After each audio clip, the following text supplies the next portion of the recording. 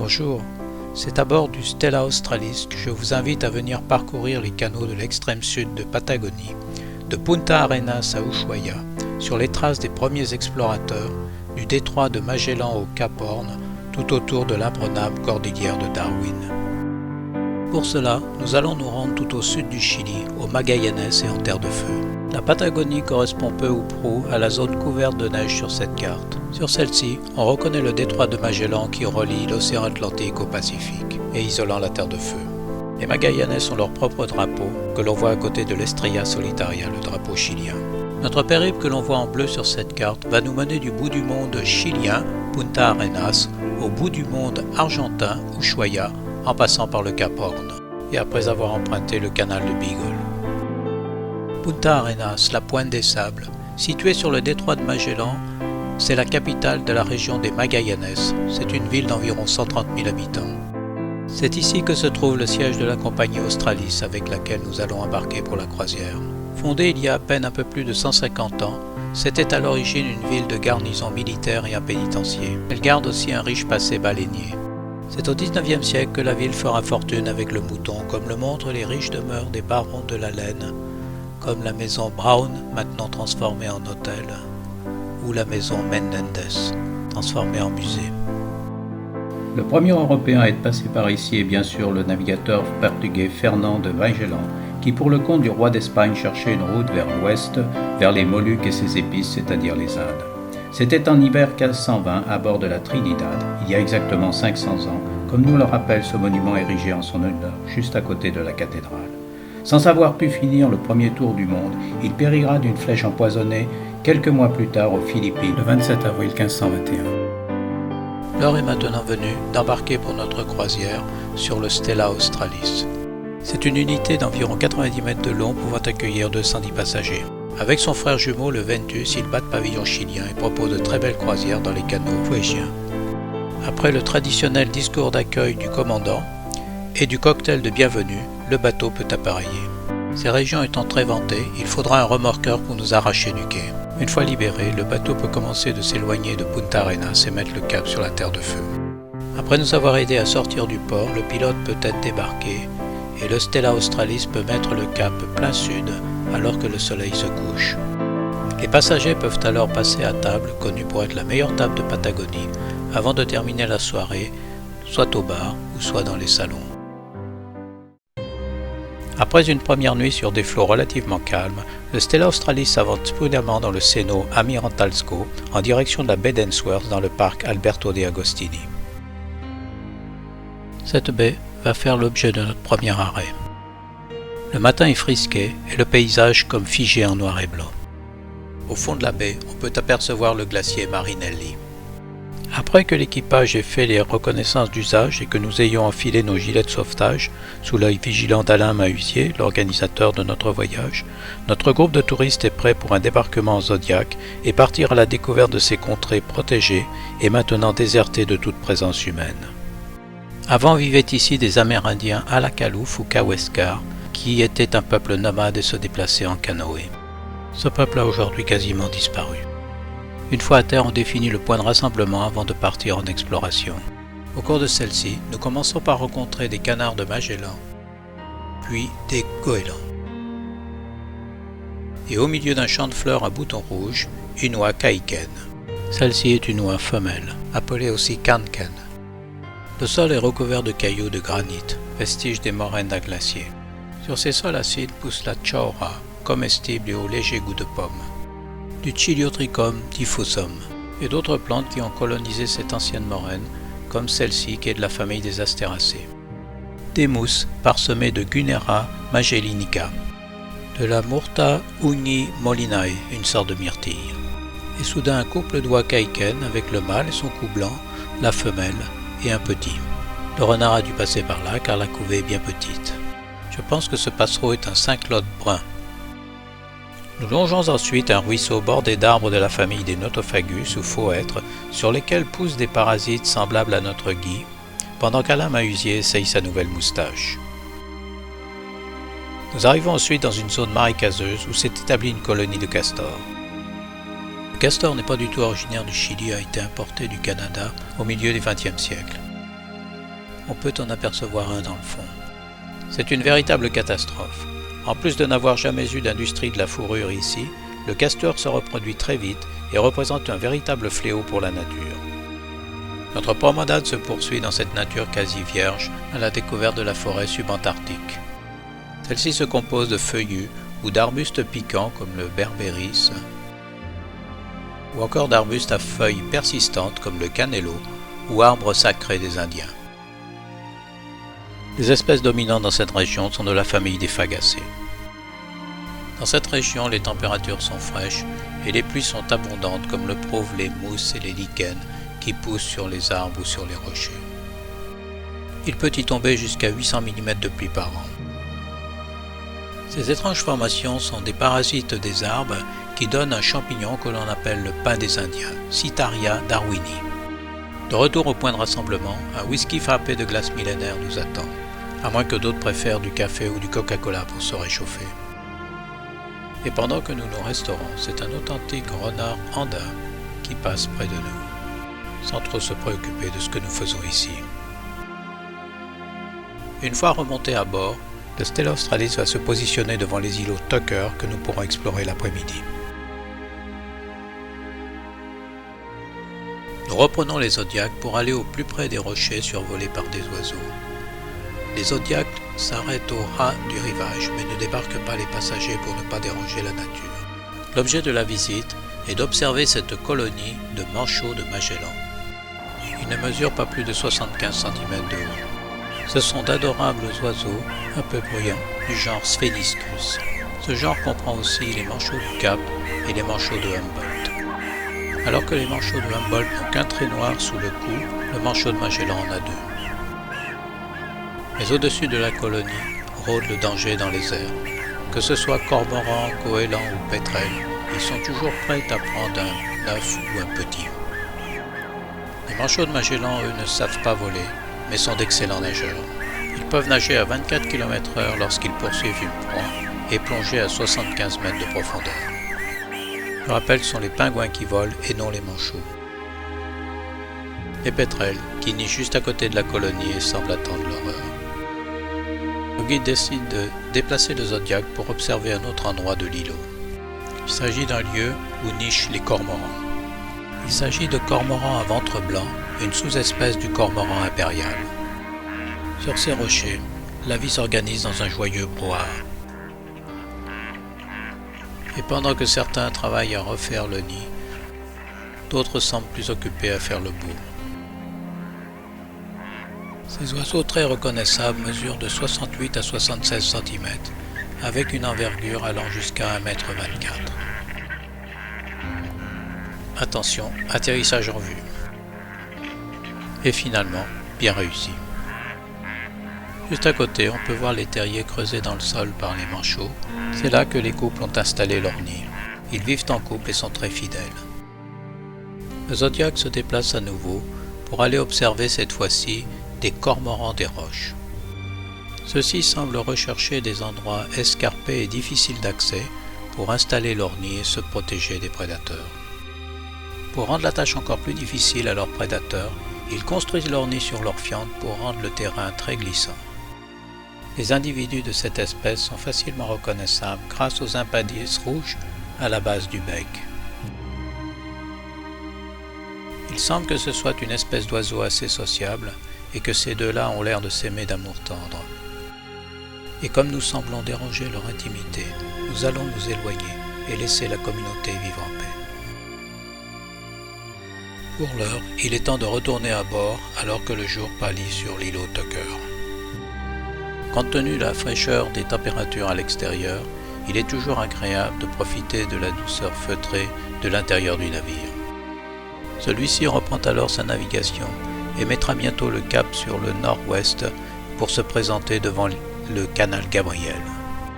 Il s'agit d'un passage étroit qui va nous ramener dans le détroit de Magellan.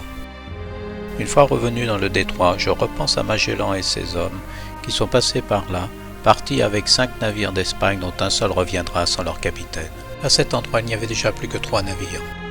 De mon lit, je peux voir défiler devant moi le décor sombre, presque inquiétant de ces montagnes coiffées de neige des glaciers, sur l'écran XXL que forme le hublot de la cabine.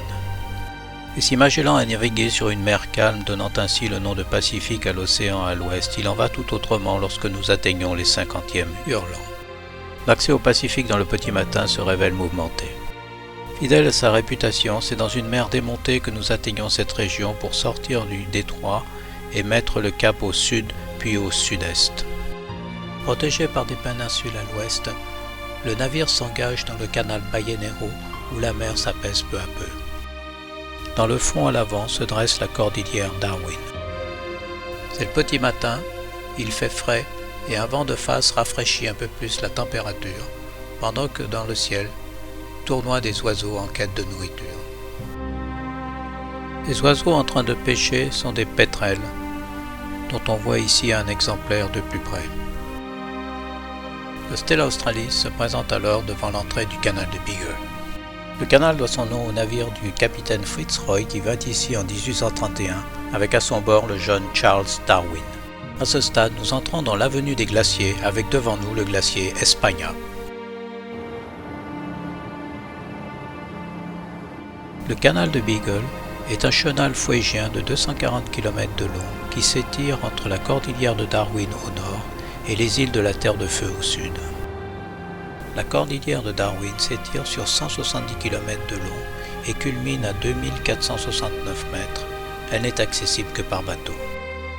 Le Stella Australis se présente maintenant devant le glacier Pia, un glacier qui descend de la cordillère de Darwin. Il se situe au fond d'un bras nord-ouest du canal. Il fait partie du parc national Alberto de Agostini. De l'autre côté, c'est la baie d'Ainsworth où nous étions la veille. Nous prenons une fois encore les Zodiacs pour nous approcher du glacier en remontant le chenal et ses eaux gris-vert dues aux particules arrachées au glacier. Des blocs de glace provenant du glacier flottent dans le chenal alors qu'en face on voit les moraines d'un bras mort du glacier. Une nouvelle fois le point de rassemblement est établi et nous pouvons partir en exploration des alentours. Dans un premier temps, c'est le front du glacier que nous allons observer, avec ses crevasses et ses couleurs cristallines. Le front du glacier offre un paysage spectaculaire. Il s'étire sur près d'1 kilomètre de long et s'élève à près de 100 mètres de haut. Cet immense glacier, situé sous le 54e parallèle, et dont la température ambiante ne dépasse pas les 15 degrés, est un des rares glaciers de la planète qui ne recule pas sous l'effet du réchauffement climatique. Ces crevasses dessinent des formes étranges. Des roches, polies sous l'effet de l'érosion du glacier au fil des temps. Sous la conduite des guides d'Australis, nous nous dirigeons ensuite vers un promontoire. En chemin, nous pouvons voir des Notophagus, ainsi que la Dog Orchid, l'orchidée des chiens. Du promontoire, on a une vue panoramique sur le glacier. Sa hauteur est maintenant de 300 mètres. C'est de là que l'on peut voir qu'il est vivant, il gronde, il craque, et parfois des blocs de glace s'effondrent avec fracas dans l'eau. C'est le vélage, provoquant un petit raz de marée dont il faut toujours se méfier, même si celui-ci n'a pas l'air très spectaculaire. La couleur des glaces varie du blanc-gris au bleu-azur. La couleur des glaciers dépend du nombre de bulles d'air emprisonnées dans les glaces. Moins il y a de bulles, plus la couleur est bleue. Un jeune glacier sera donc blanc. Les statues de glace du front du glacier, prêtes à s'effondrer dans les eaux gelées du fjord. Après la visite de ce cadre spectaculaire et majestueux, il est temps de retourner au bateau. Sur le chemin du retour, nous croisons des rochers, restes des moraines laissées par le glacier en se retirant, où des goélands ont élu domicile. C'est l'époque de la nidification et beaucoup d'oiseaux sont bien occupés à couver.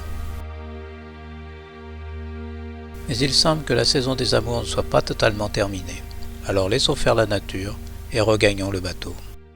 Car un spectacle éblouissant de 2 heures nous attend ce soir avec la poursuite de la navigation dans l'avenue des glaciers. Le premier à se présenter devant nous est le glacier Romanche avec l'écoulement de ses eaux en cascade. Ces glaciers portent tous le nom d'un pays d'Europe, salué à chaque fois par leur spécialité. Aussi, quand vient le tour du glacier Alemannia, Allemagne, ce sont les chopes de bière et la choucroute qui sont servis, le tout sur une musique bavaroise. Puis vient le glacier Francia pour la France, qui se dédouble en 2 bras. On nous sert alors fromage et champagne sur un air de Dalida.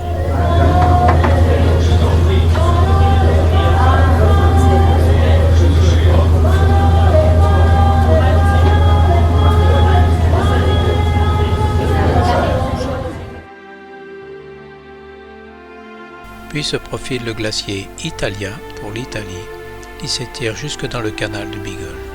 Celui-ci est salué par des pizzas et du vin italien, sur un air de Io sono italiano. Lasciatemi cantare, perché ne sono fiero, sono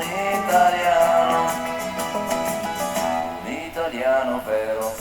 Et pour clore le spectacle, le glacier Hollandia, devant lequel on nous a servi des fromages hollandais. Après ce superbe moment de navigation, nous laissons l'avenue des glaciers derrière nous. Alors que le Stella Australis poursuit sa route toujours plus à l'est et passe cette station météo près de la frontière entre le Chili et l'Argentine avant de le mettre le cap plein sud vers le cap Horn. Après une nouvelle nuit à bord plutôt calme, vers 6 heures du matin, nous sommes dans le passage de Drake, face au terrifiant cap Horn et assez brisant redouté des marins. C'est le point le plus austral d'Amérique du Sud. Nous sommes un 19 décembre, jour de mon anniversaire, et c'est pour moi un très beau cadeau que d'être là. Mon neveu Jérémy, comme tous les autres passagers, est également prêt pour le débarquement. Malheureusement, celui-ci n'aura pas lieu. Ainsi en ont décidé le commandant et le gardien du Cap Horn, officier de la marine chilienne. Le vent et la houle sont trop forts pour assurer la sécurité des passagers. Nous ne pourrons donc pas fouler le Horn et aller jusqu'au monument de l'Albatros en mémoire de tous les marins disparus dans la région. On en compte plus de 1000. C'est donc à regret que nous nous éloignons du débarcadère, mais le commandant nous offre un cadeau de taille, il a décidé de contourner le Horn. Celui-ci doit son nom aux Hollandais Lemaire et Schouten, qui l'ont découvert en janvier 1616 et lui ont donné le nom de leur ville. Le promontoire du Horn domine de ses 425 mètres le point de séparation entre l'Atlantique et le Pacifique. Nous sommes dans le passage de Drake sous le 55e parallèle. Le vent est fort, la houle bien formée, et nous pouvons admirer le balai des albatros dans le ciel, venant effleurer l'eau de leurs ailes. Alors que nous nous présentons devant le cap, il faut bien immortaliser cet instant ce jour d'anniversaire. Alors que nous sommes face au cap, la mer se creuse davantage et la navigation ne sera pas facile pour tous. Les 50e hurlants méritent bien leur nom.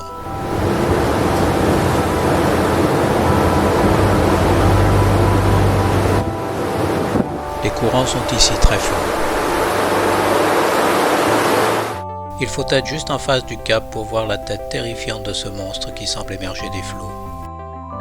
Ces eaux ont englouti des centaines de navires et forment un vaste cimetière marin que survolent ces pétrels.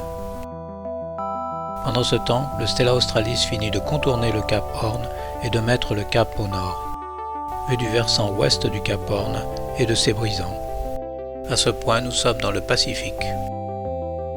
Et pendant que le Stella Australis navigue plein nord dans l'archipel des Wollaston, nous pouvons admirer le balai des oiseaux. Ce sont des albatros dont certains sont à la pêche, pendant que d'autres aiment à se laisser planer à fleur d'eau. Nous longeons les monts Wollaston alors que tout l'archipel fait partie du parc national du Cap Horn. Nous allons emprunter le canal Franklin puis le passage Monteiro pour retrouver la baie de Nassau et retrouver les Alpes Fuégines vers le nord. Pendant cette navigation, c'est le moment que l'équipage choisit pour nous faire visiter la passerelle. L'occasion pour certains d'entre nous de se rêver en commandant au long cours. C'est le second du navire qui est aux commandes, laissant le siège du Pacha libre alors qu'une des deux vigiles surveille au fond. Le Stella Australis, construit en 2010, est équipé des technologies de navigation et de sécurité les plus récentes. Cela n'empêche pas l'utilisation de cartes marines par l'équipage pour pointer et calculer sa route. Ainsi, la tradition veut que la carte du Cap Horn soit mise en vente aux enchères au profit de l'équipage le soir au dîner. Ce soir-là, elle sera adjugée 2500 $. Au petit matin, le navire mouille dans une baie très calme. Il s'agit de la baie de Woollahya. Celle-ci se situe dans un décor extraordinaire, face au mont fuégien de la cordillère Darwin, comme le montrent ces images. L'endroit est empreint d'une grande sérénité et va nous laisser le souvenir d'une escale inoubliable.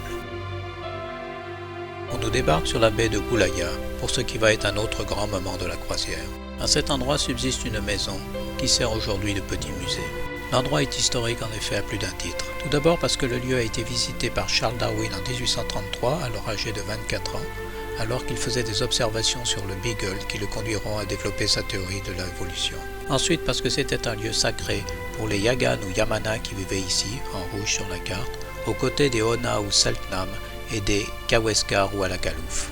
Ces peuples ont aujourd'hui disparu, mais grâce au père Alberto de Agostini, ce missionnaire, géographe, alpiniste et photographe qui a vécu avec eux, et à la mission scientifique de la Revanche en 1882, on en sait un peu plus sur eux. En particulier, les Yamana et les Alakalouf vivaient une bonne partie de l'année sur des canaux. C'étaient des peuples de pêcheurs-cueilleurs qui vivaient pratiquement nus malgré les conditions météorologiques. Sur les canaux, ils devaient transporter le feu. Seules les femmes pêchaient dans les eaux glacées car elles seules savaient nager. Ils se nourrissaient de grandes quantités de coquillages abondantes dans ces eaux froides qu'ils rejetaient à côté de leur campement et que l'on peut encore voir aujourd'hui. À terre, ils vivaient également dans des sortes de huttes. Le contact avec les Européens a décimé ces populations qui ont aujourd'hui totalement disparu. Le petit musée présente le peu de choses que l'on sait sur leur mode de vie, leurs rites religieux ou spirituels, ainsi que les masques ou décorations corporelles qu'ils portaient lors de cérémonies religieuses ou initiatiques. À l'extérieur, on peut voir une représentation bien sommaire d'une supposée hutte Yagan.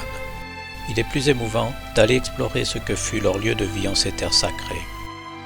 Pour commencer, je rencontre ce groupe de passereaux qui doivent être des chardonnerets, Rilqueros en espagnol, du Chiliotrichum diffusum ou Fascine, Romerio en espagnol, de la famille des Astéracées. On nous propose ensuite une marche dans la forêt surplombant la baie. Vous l'avez reconnu, il s'agit bien du pin des Indiens, l'igueñe en espagnol, ou Citaria darwini pour son nom scientifique. Ce champignon parasite essentiellement les fagacées comme les Notophagus. Comestible, on le voit ici à différents stades de maturité. Le long du sentier, on peut observer les différentes sortes de Notophagus ou phoètes. Ce sont des arbres à feuilles caduques dont les espèces les plus connues en forêt ouégine sont le coihue de Magaganes ou Guindo, le lenga et le ñire.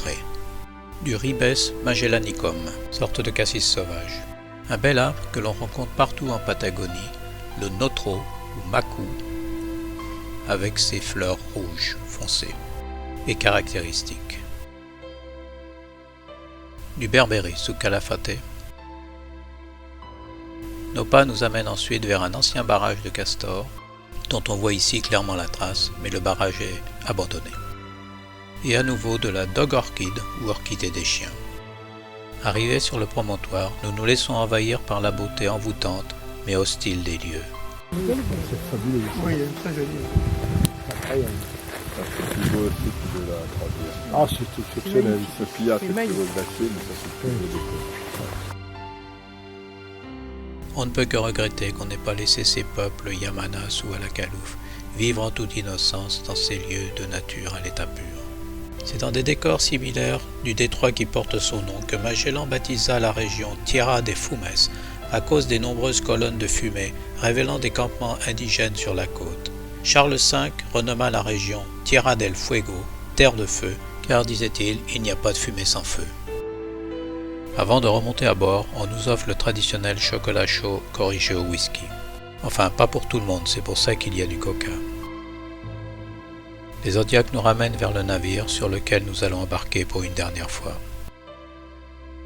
Une fois à bord, la nature nous gratifie de superbes spectacles devant lesquels on ne peut être que contemplatif. Comme ces gars-là ce soir, nous avons mis notre tenue de circonstance alors qu'un superbe coucher de soleil accompagne cette soirée. En fin de soirée, c'est le cocktail d'adieu du commandant qui nous est offert avec le salut de la part de l'ensemble de l'équipage.